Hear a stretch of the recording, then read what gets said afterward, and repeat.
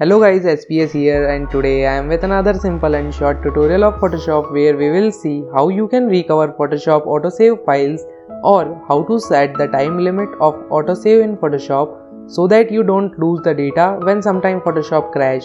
Before we move forward, let me suggest you this playlist where you can see the amazing Photoshop tutorials and learn things which are important. Okay, let's jump on our main topic. Here we go.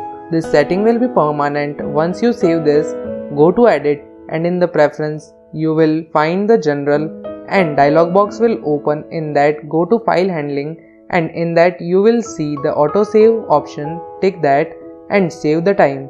Here the minimum time is 5 minutes, so Photoshop will save the file automatically after every 5 minutes.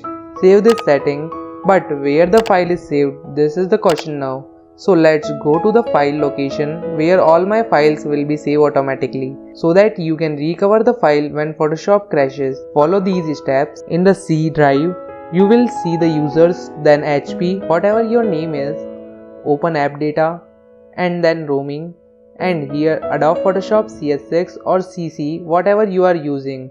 Then auto recover.